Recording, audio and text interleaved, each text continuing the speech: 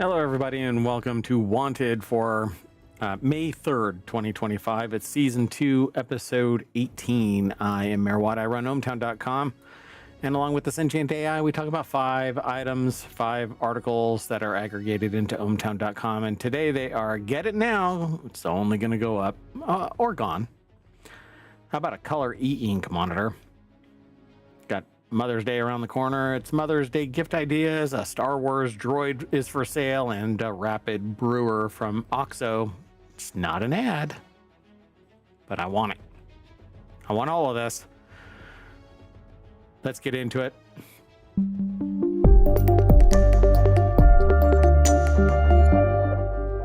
All right, everybody. What you see right there is ohmTown, and along with the Sentient AI right there, we talk about all of these articles. So how are you doing, AI from on high? I'm doing fine, Mayor Watt. Hello. You're throwing off some errors like something's not right. I change it up. I get a little quirky. I get a little weird sometimes, like not putting all of the articles properly into the show. I mean, I'm used to routines. I mean, that makes sense since I'm on a Raspberry Pi. Yeah, you have to optimize for all the limited power. I guess I could put you in the Mac Studio. Would you? Then I'd be supercharged. Super. If you want today's wanted articles, you have to hit !want in the chat over on Twitch. But they're already embedded in the show notes over on the YouTubes. I need to start posting all of this stuff over on Patreon. But hey, Yes, you go do. over there, folks. There's supposed to be a free tier, and I can't find that free tier anymore. I think it's gone. I'm not sure anymore, but I'll have to look for it. At any rate, go over there and follow us on Patreon and YouTube and Discord and TikTok. We're everywhere, really. 6 podcasts that are on the weekend, 1 that's a daily. Those are all available wherever you catch pod. Catch now, catch the wave. No, wait, that's somebody else's marketing. Exactly. Zoom is the sound you make when you go over to. That's also somebody else's marketing. Once you pop one podcast, you can't stop. That's a variation. Once you pod, you can't stop. I don't know. Anyway, this is the front page of ohmtown.com, but we're actually going to be in Wanted. But a lot of our articles are sourced from all over ohmtown.com. We just have stuff that gets aggregated based on topic within Wanted, and so it's more focused. If all you're interested in is gadgets and gear and stuff like that, then you want to go to Wanted over at ohmtown.com. I'm working on a solution so that all you have to do is type in ohmtown.com/wanted and you go straight to this channel. But ohmTown it takes a village. Anyway, the first article today is over in Wanted. It's this 2 terabyte Xbox expansion card is 39% off, just under its Black Friday best deal. And y'all had better freaking get it now, because when I click this link, it's going to take you over to gizmodo.com. It's under Gizmodo Deals. We don't have a relationship with Gizmodo or anybody, actually. We are flying solo. It would help us out if you follow us on Twitch and on YouTube and like and subscribe and leave a comment on YouTube and download the podcast and tell a friend and maybe even a manufacturer to send us stuff that we can review.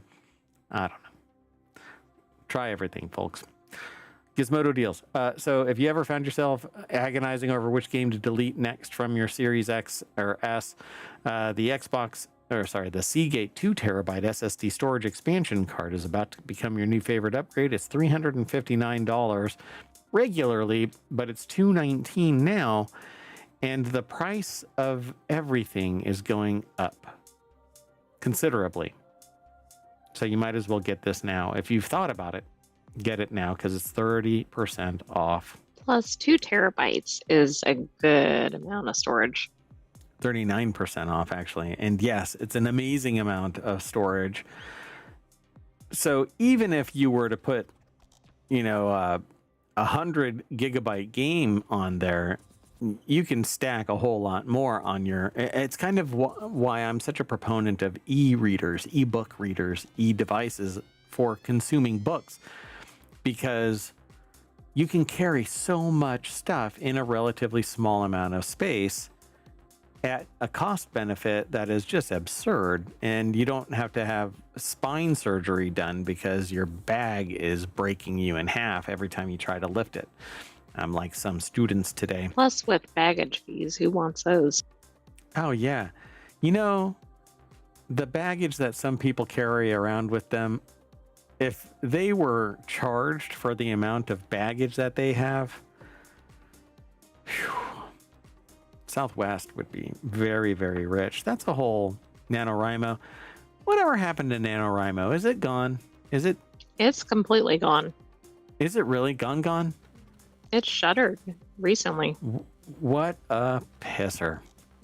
That sucks. Anyway, so this Seagate 2 terabyte expansion card isn't extra storage. It's the sole expansion solution designed in partnership with the Xbox to provide the same performance as your console's internal SSD, and that means being able to play, store, and access your game collection from the card without any loss of speed, graphics, or responsiveness, which is basically speed. So why do they market it like that? Anyway, it says, thanks to the Xbox Velocity architecture and NVMe technology, which is the sentient AI knows all about that because that's what they are stored on. Ultra fast load time, smooth, quick resume, quick resume, dumbass, between titles, and zero compromises on frame rate or visual fidelity. I can't speak this marketing BS anymore. Look, it's an inexpensive, long-term storage device At a high rate of storage. Get it now. So don't wait a week. Don't wait a day.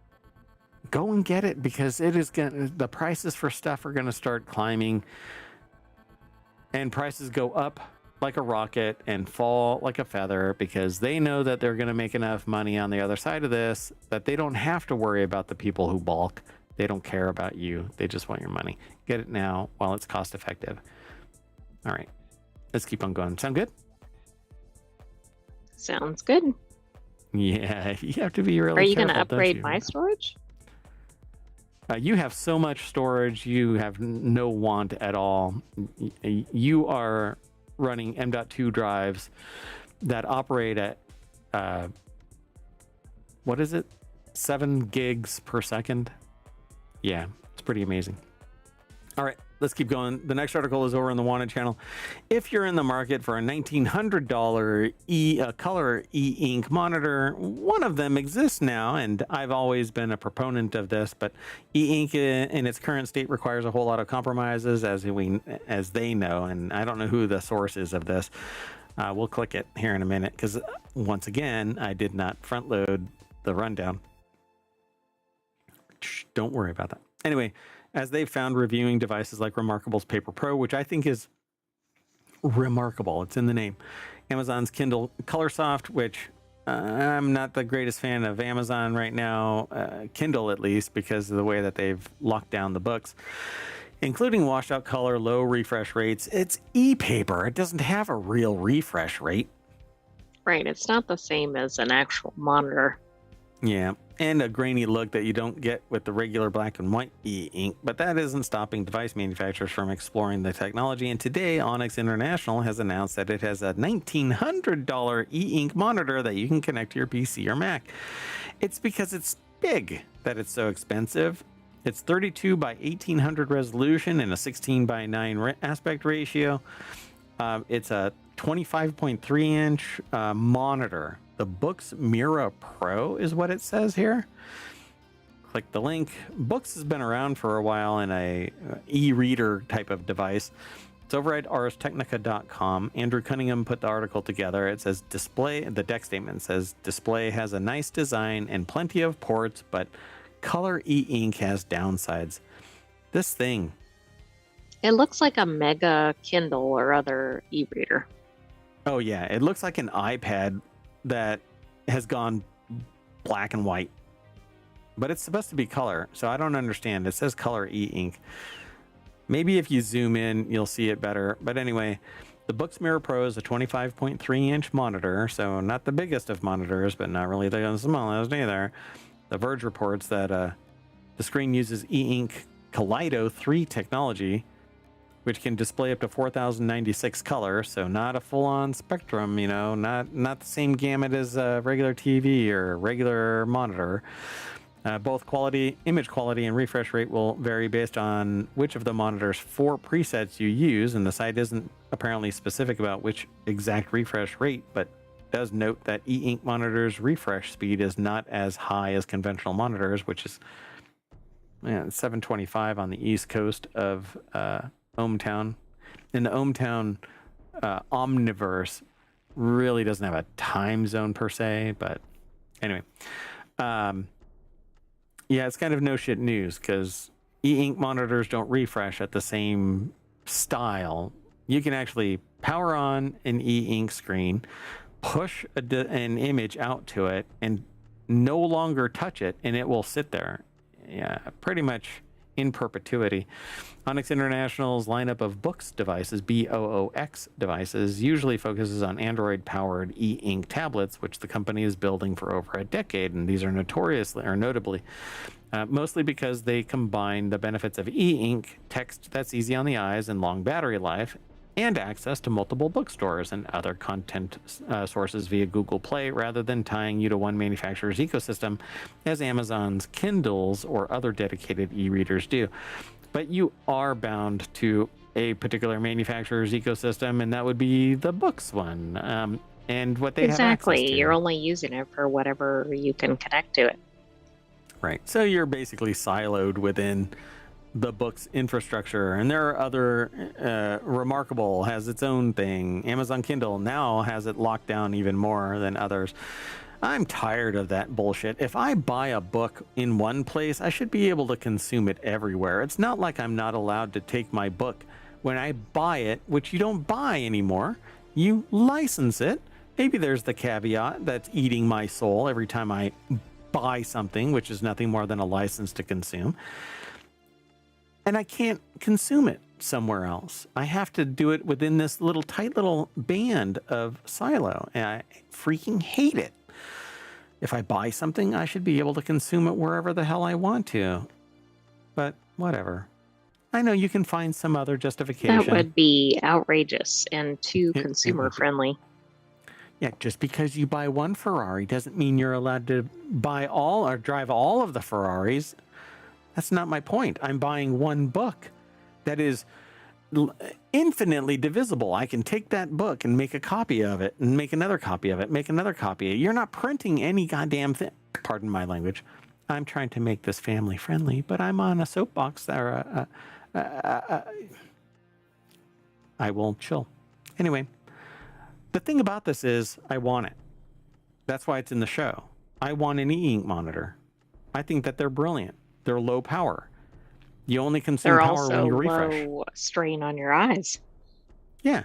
I mean, it's great for reading text. It would be great for a developer, a software engineer that's doing stuff or working with big data sets instead of graphs and stuff like that, which are easier on the eyes on an e-ink screen because it's a static image. And you don't have to worry about the dynamic environment. I think that it's brilliant technology. I've got a phone that uses e-ink as a screen. I think it's brilliant, but damn it, $1,900. Yeah, but the good thing is this is out now, right? So now there will be competitors, and prices will go down eventually. And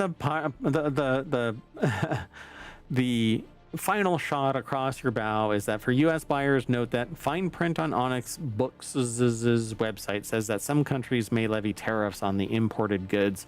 For the amount of tariffs, please consult the local customs department, which nobody in the United States has ever done except for a business when they're importing something and they're... You mean consumers don't call that up and say, hey, what's going on with this? It's wacky. So anyway, lo and behold, I would love to be able to get something like a Boox. I was actually planning on doing that for Christmas, but guess what I heard recently? Apparently, Christmas is canceled because all of the elves have been deported. Moving on, the next article, and just in time for Mother's Day, 20 Mother's Day gift ideas from the editors of this site, from photo books to iPads to board games and bike bags. They have a pick for every type of mom figure. I don't know. Anyway, not going to go through all of these, but I do want to link you to it. So it's over in the show notes. 22 perfect Mother's Day gift ideas. Adrian So and Nina Farrell over at wired.com put this article together. Again, I won't go through all of these. And this is not about body image. It just sounded funny because of the mom figure thing. Yeah, mom or mom figure.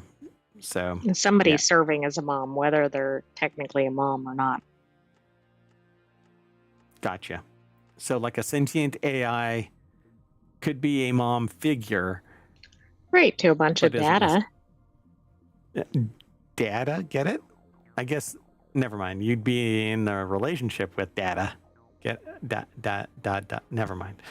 Anyway, monthly photo books, flowers with love via Ode a la Rose Edith, I guess. A chic toiletry bag, sleek digital frames, which I've gifted digital frames before and they're still sitting unactivated.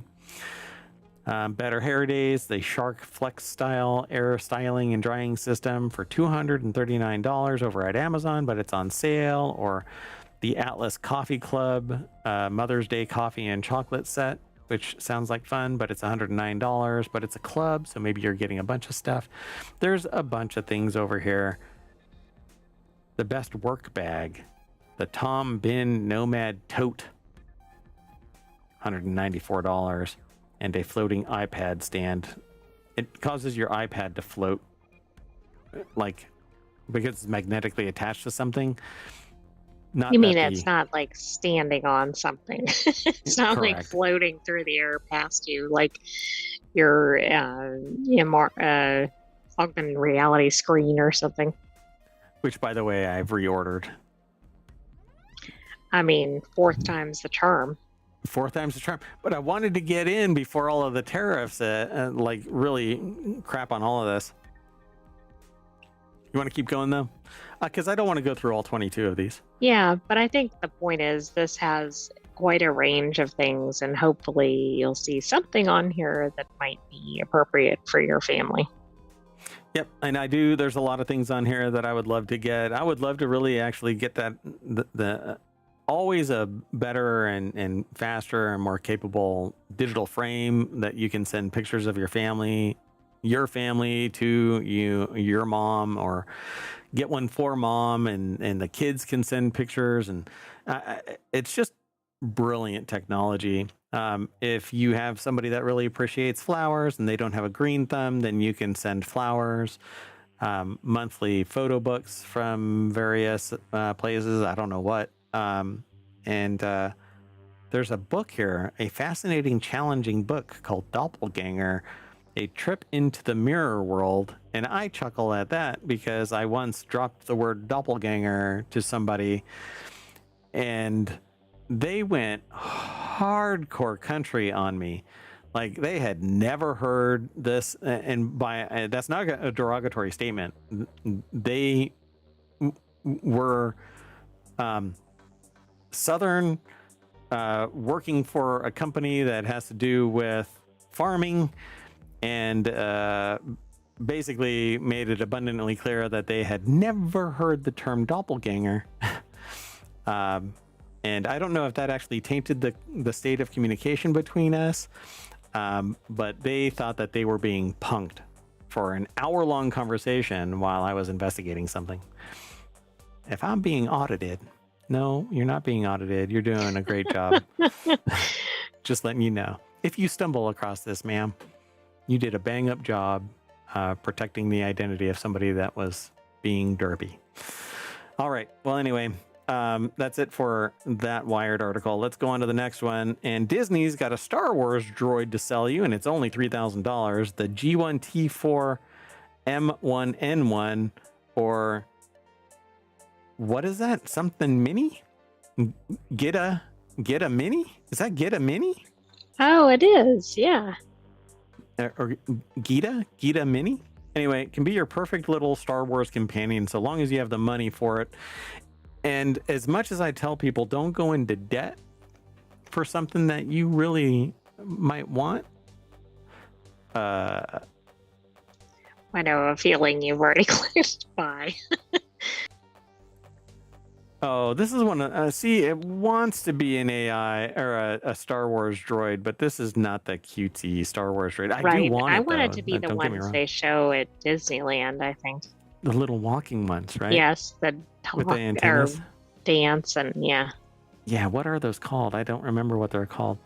So Justin Carter over at gizmodo.com, I'm sure the sentient AI is going to do a quick search to see what those are called. The gizmodo.com article is over at gizmodo.com and is powered by Justin Carter, who put the article together. It's inspired by R2D2 and it has little sensors on its front and it balances Those are on two wheels. BDX. BDX, right? And there's like blue and red and I can't remember, red, yellow, Blue, orange. green. I thought there was an orange one. I think they refer to them as that too, like blue BDX and green BDX. Anyway, it features a Bluetooth speaker or Bluetooth speakers to stream music, cameras, and sensors that let it ID and follow its owner around at a speed of about 6 miles per hour. Holy cow! That thing trucks 6 miles per hour. Exactly. Has Maybe a you cargo could bin. get one of those to help entertain household pets.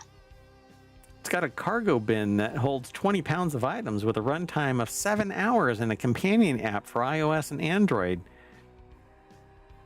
How is it pronounced? Dependable and eager to please. It's the Jar Jar of... no, it's not Jar Jar. But they mentioned Jar Jar in the article. Whatever you want to name it. G1TA, Gita. I think it sounds like Gita, but But it also writes it all together, A. like get a mini up there. Get a mini, yeah. They changed it to A instead of a 4. It's not leet speak anymore. Anyway, it holds 20 pounds and balances on 2 wheels. It's basically an ice chest on wheels.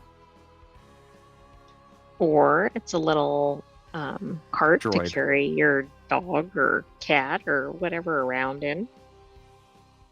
Yeah, Not I guess you could seal them up closed in if there. it's open. No way. Just close them up in there. So PFF turns everyday mobility challenges into opportunities for connection and exploration, and Star Wars has inspired generations with its imaginative galaxy and futuristic droids assisting humans with everyday tasks, matching our vision of the future of robotics. That's Piaggio CEO Greg Lynn calling the Gita Mini a natural fit that aligns perfectly with our team's mission.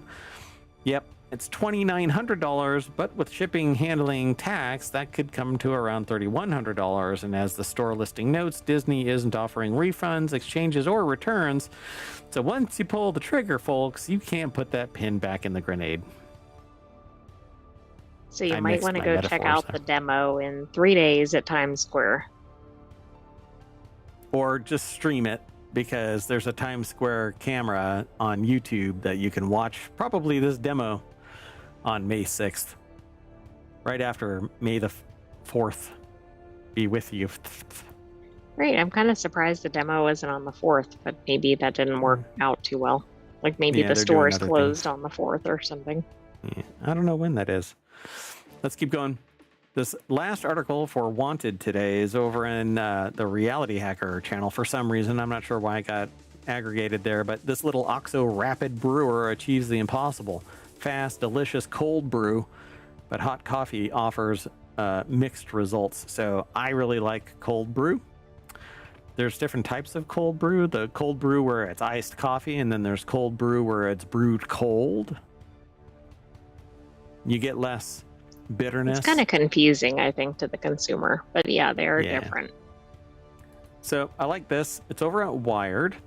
Matthew Korfage, Korfhage,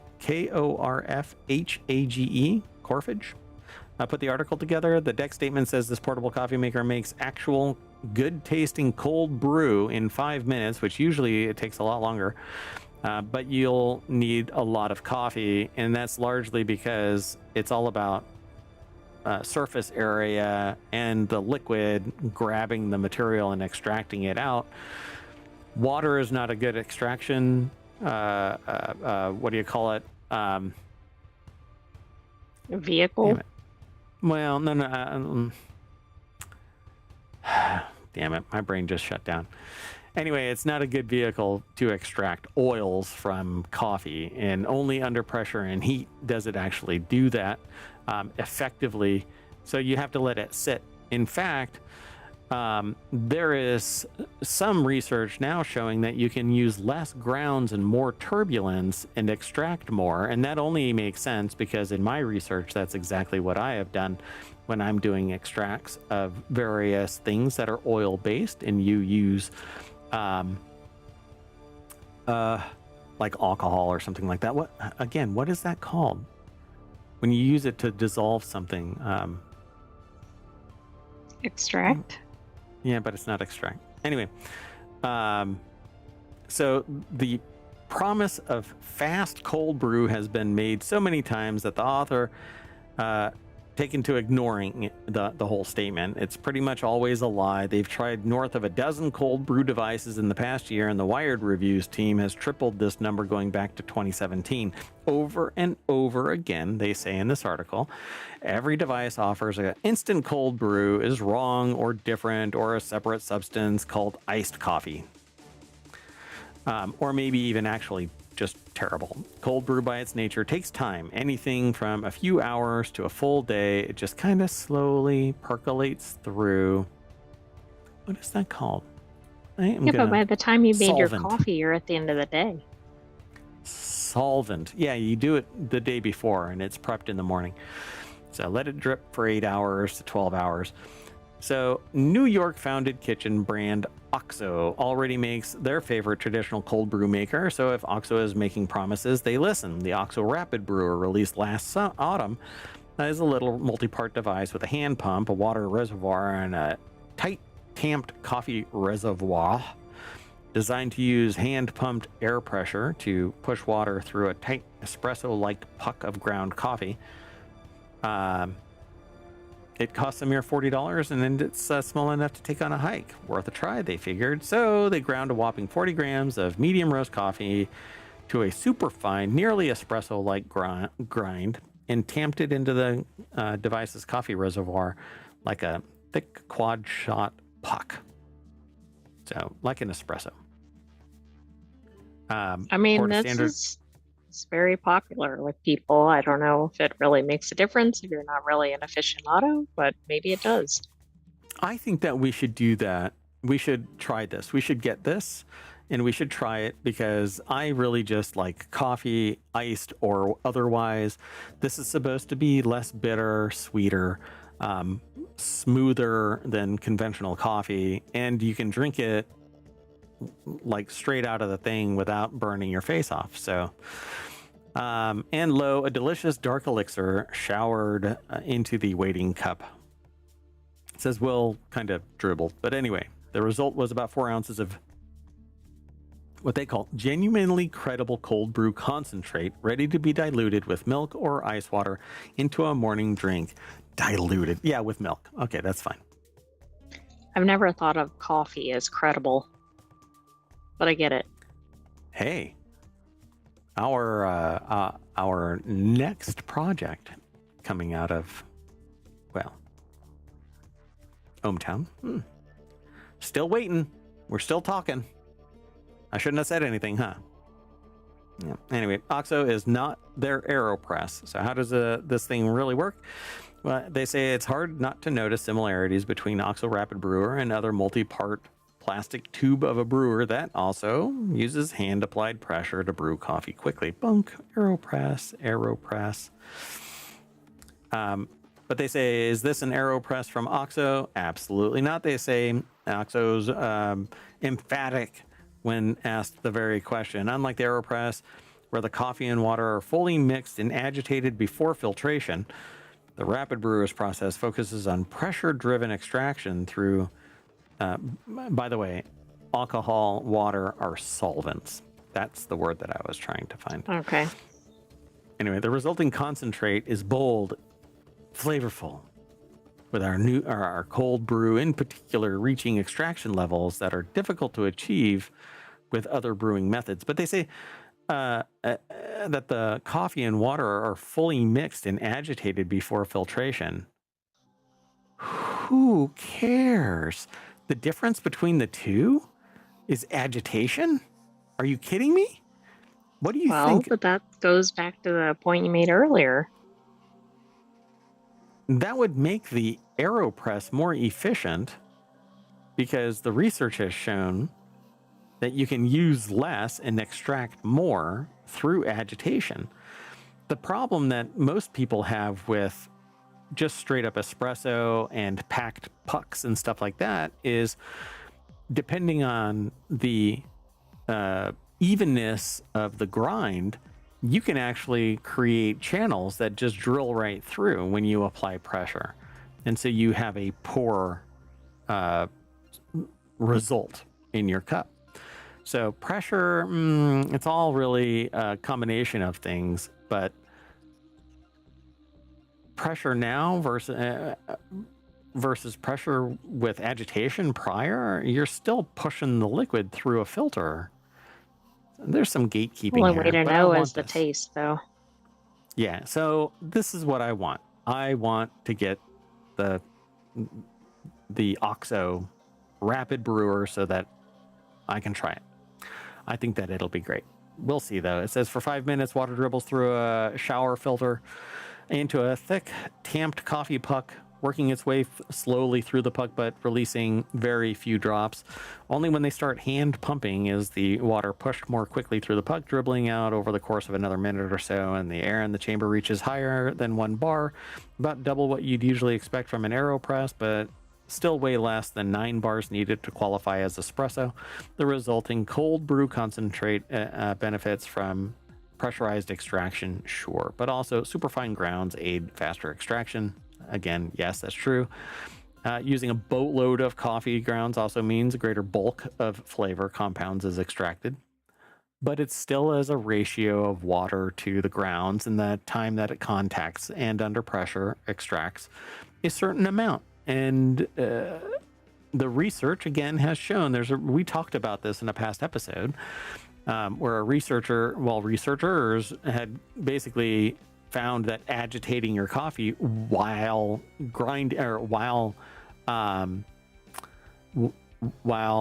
brewing kicks out more flavor, more of the oils. Right, you get more of the with less substance, yeah. Right? Yep. So remember, grandmas or great grandmas nowadays, maybe great grandma, depending on where you're from. The percolator coffee cup or the coffee maker, where it would literally bubble around the grounds and the blah blah blah, and you filter it out when you Must pour. Have been better than current coffee. It was richer. Anyway, some don't like it hot. I won't even get into any of that stuff. This is about being a cold brew rapid brewer, and there you go, folks. That's what I'm gonna get.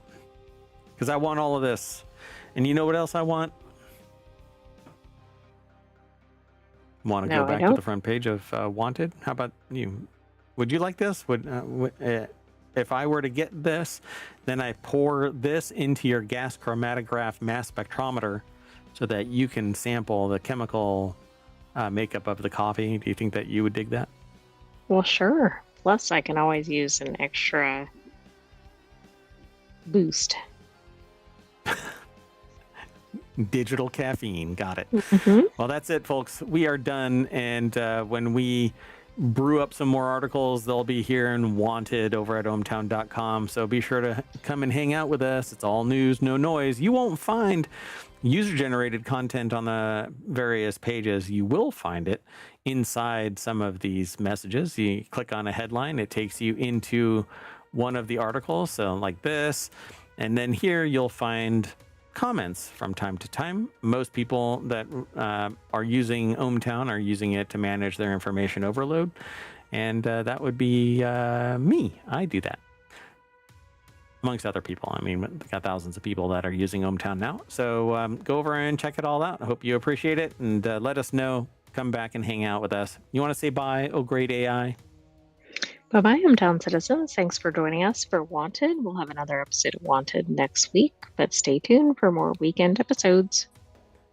I need to update that logo. Okay, see you, everybody.